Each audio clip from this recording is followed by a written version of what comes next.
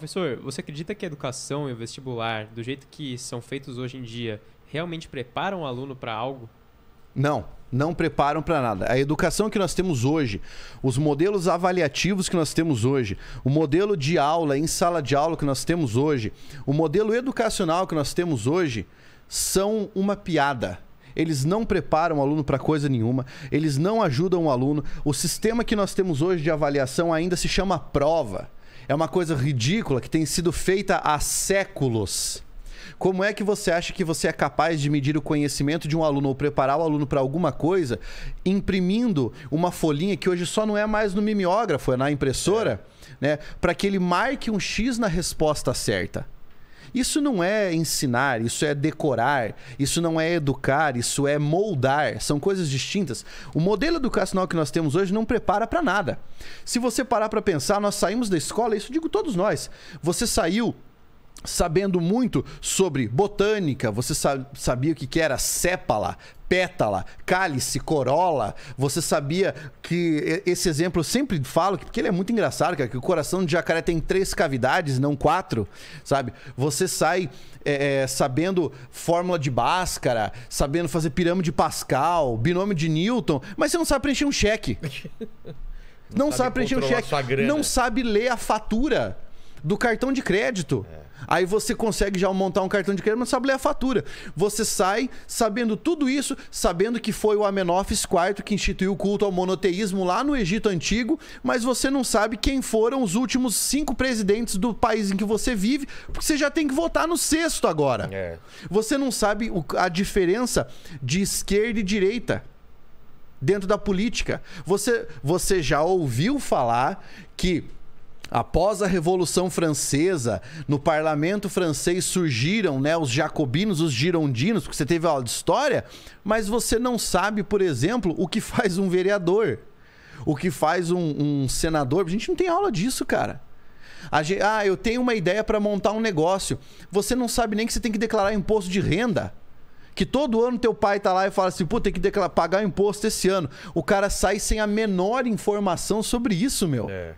Sai sem a menor informação sobre isso. Então a escola, infelizmente, ainda é uma escola de educação tecnocrata, tecnicista, de ensino bancário, que quer pegar um monte de conteúdo que às vezes não é relevante para a sua vida e enfiar na tua cabeça. E dizer e fazer uma fantasia de aplicar para você uma prova para ver se você se lembra dessas coisas.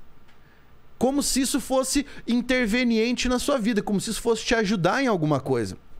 É evidente que noções elementares dos assuntos nós precisamos ter. Precisamos, mas nós precisamos também de uma economia doméstica. A gente tem que saber como organizar o orçamento de uma casa, a gente tem que saber como fazer um planejamento para o futuro. O brasileiro é o povo mais endividado que existe no cartão de crédito, porque na hora dele ter instrução formal, ele tem uma disciplina de matemática financeira, mas ele não tem algo ensinando para ele como organizar o próprio dinheiro, porque o professor de matemática, que dá matemática financeira, em 3 aulas. E onde é que ele vai ver isso depois?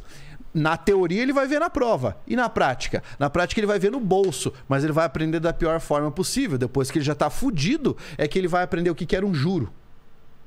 O que é ter juros compostos. Entendeu? Até hoje eu não sei. Você vê, cara. Você vê? Então, é assim, é uma coisa muito maluca. A escola não faz essa preparação, mas nós nem estamos nesse estágio ainda, cara. A educação brasileira nem nesse estágio tá. A gente ainda não venceu algumas etapas que nem nos permitiriam medir a educação brasileira da educação tecnicista. A gente ainda nem... A gente está no estágio de pré-formação das condições mínimas elementares para poder dizer que o Brasil tem uma educação plena. Cara, eu sempre falo isso. Nós temos no nosso país ainda gente que passa fome. Ainda nós temos crianças que passam fome. Crianças que vão para a escola não para aprender que a preposição por não tem acento, mas o verbo por tem acento. Não para aprender que uma oração subordinada adverbial deslocada no período sempre tem uma vírgula. A criança vai para a escola para fazer a única refeição do dia. Ela vai porque ela tem fome. E não é fome de conhecimento, essa coisa bonita que as pessoas falam em programa de governo. Ela tem fome que dói na barriga dela. E que atrapalha, inclusive, e que o desenvolvimento atrapalha. intelectual, né? Cara, essa criança vai... O cérebro vai ser desenvolvido de outra forma. Não desenvolve. Não desenvolve, né? O cara vai esperando comer. Então, as primeiras aulas morreram. Poxa vida. Depois disso, ele vai matar a fome daquele momento. E depois ele vai ficar pensando nas últimas aulas, o que ele vai fazer a hora que ele for à casa dele, a hora que ele chegar à casa dele. Porque muitas vezes ele vai ter que ir a pé. Muitas vezes ele chega à sala de aula sem a própria roupa limpa. Ou quando ele volta para casa para morar com o irmão, porque a mãe não tá em casa, o pai foi preso. Ou ele vai morar com a avó porque ele não tem mais os pais. Ou ainda, em algumas hipóteses, ele vai para a escola e depois volta para um abrigo. Como é que a gente quer falar em PISA, em números educacionais, se a gente não consegue nem matar a fome das crianças que precisam estudar ainda? É ridículo isso. É ridículo querer falar em avaliação da educação básica brasileira. Que educação básica? A coisa mais absurda que eu já ouvi nos últimos tempos foi quando a gente teve aquele Enem, que foi o Enem 100% digital para alguns alunos, né, durante a época da pandemia, foi a declaração de que todo aluno tem acesso à internet. Hã? Sabe quem deu essa declaração? Não. O ministro da Educação. Ele falou isso? Sim. Aliás, o próprio ministro da Educação disse que a universidade não era para todos, que era para algumas pessoas. Na nossa Constituição brasileira, a educação é universal. É para todos. É para todos. Todos os níveis educacionais.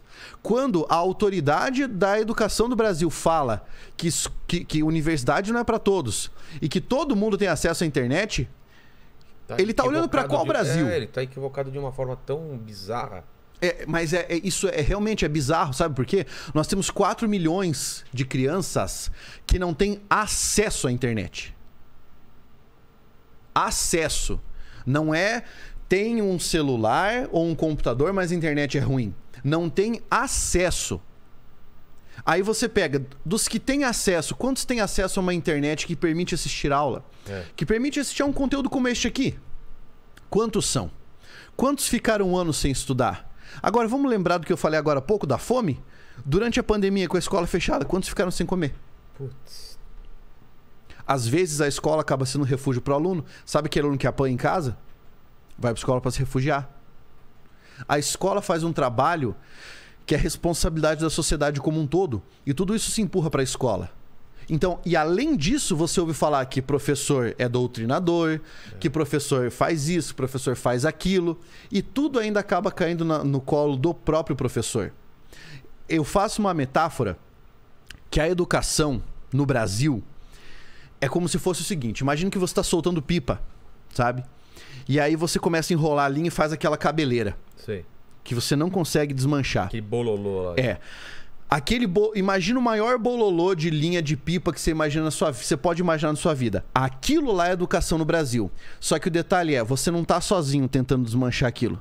Eu puxo de um lado, Putz, tem outra... aí o Paquito puxa do outro, cada um puxando de um o Lene lado. puxa do outro, aí vem um louco e fala assim, quer saber? Eu vou jogar gasolina nessa merda. Pá! E queima um pedaço. Vem alguém com uma tesoura, vem alguém que fala assim, não quer nem saber, joga cola em cima. Isso é o panorama da educação brasileira.